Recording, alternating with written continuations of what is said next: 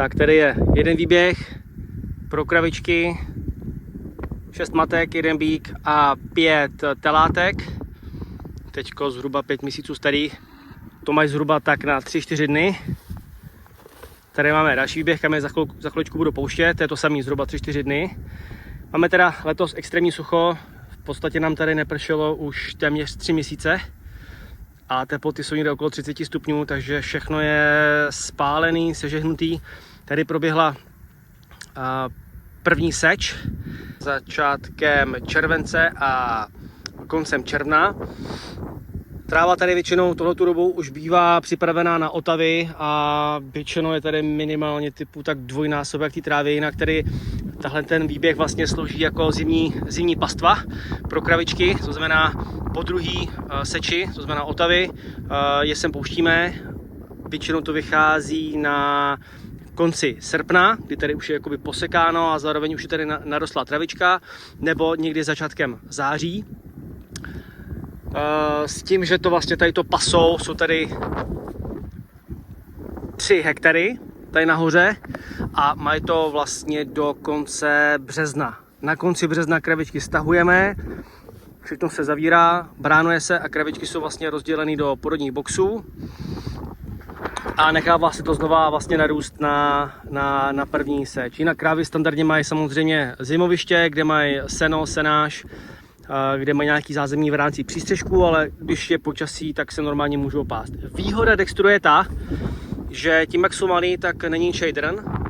V zimě, když je to všechno rozčvachtaný, tady jsme prakticky téměř na jílu, takže když padají srajdy, tak je to tady moc hezký. Nicméně ty krabičky, jak jsou lehoučký, tak vlastně ten terén, ten drn v podstatě téměř vůbec neníčí. To je velká výhoda těch Dextrů, jak jsou lehoučký a mají vlastně i pas nechty k tomu přizpůsobený do mokřadů, protože pochází vlastně z Irska, tak ten drn neníčí. Což je i druhá výhoda vlastně v létě.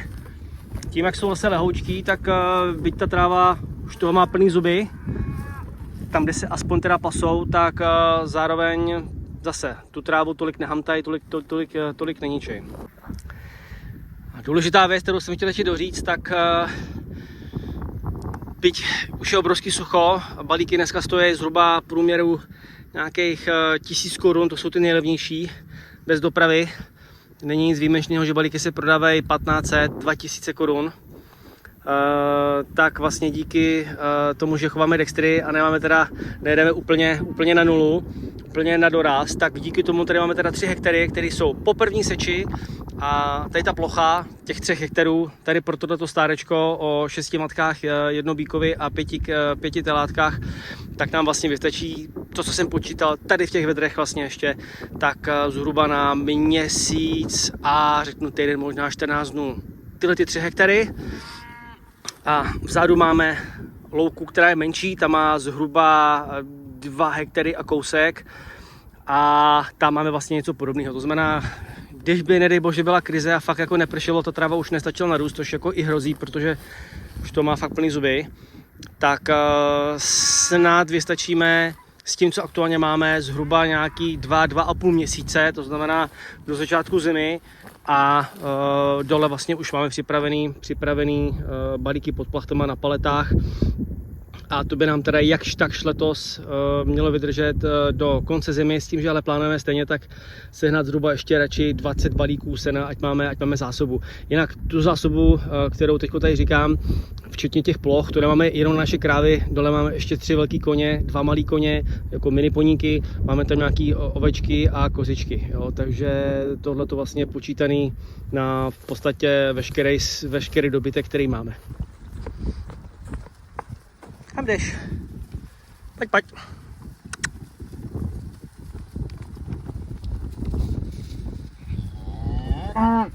Tašo.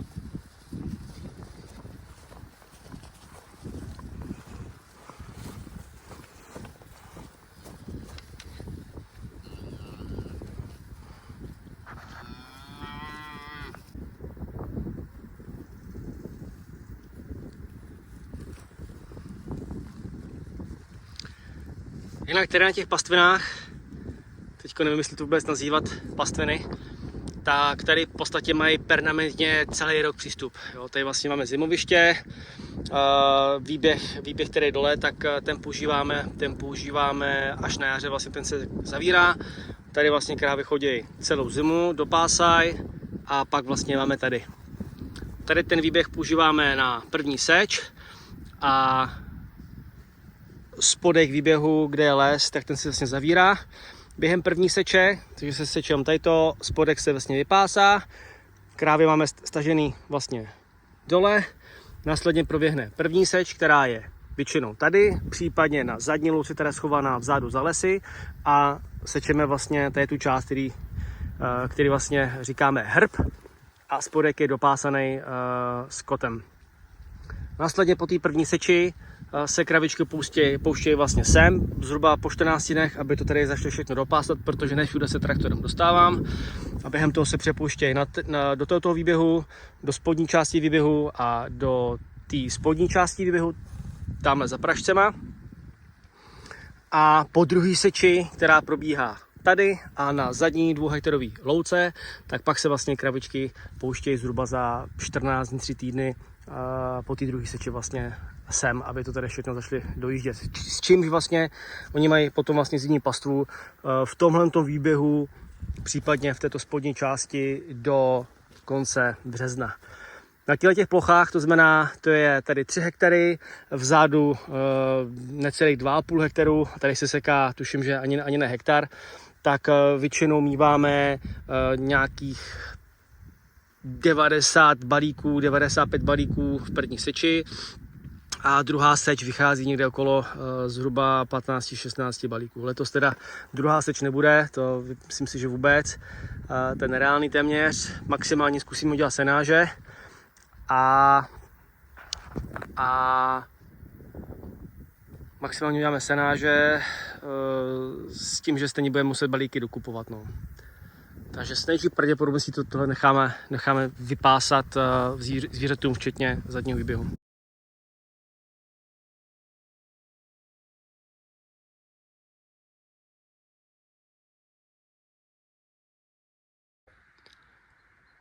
Tak dneska to je druhý den, co jsou tady kravičky. Ono teda naštěstí ten první večer, kdy hlásili meteorologové 0,2 mm, že naprší, tak napršili 2 cm.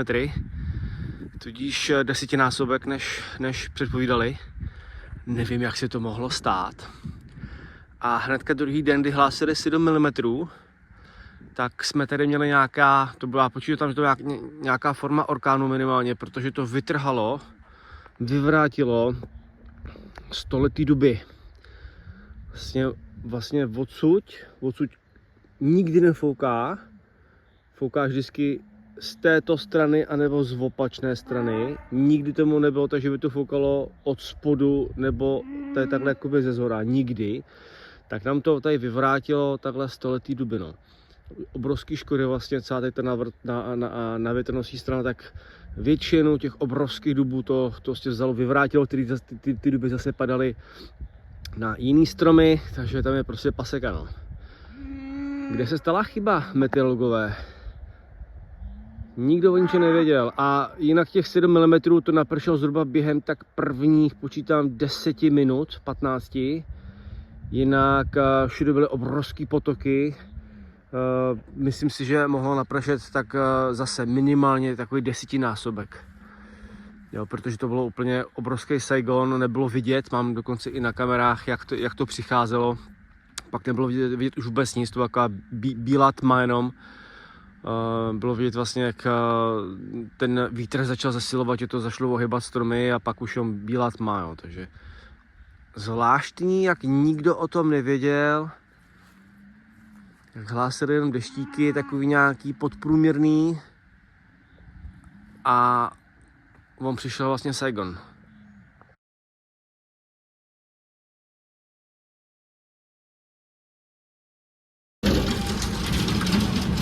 Co to je?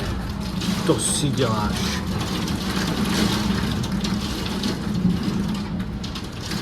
Co to je?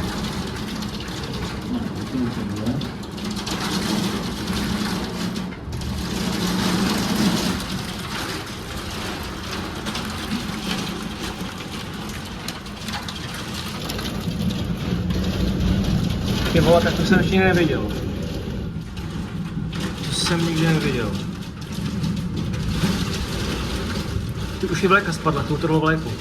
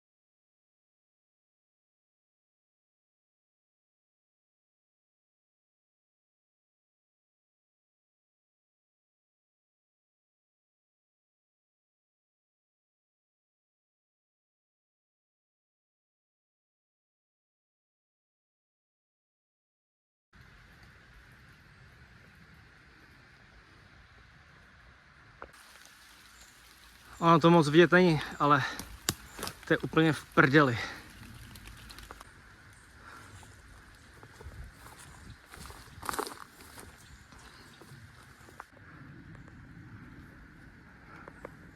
Tady všude byl les.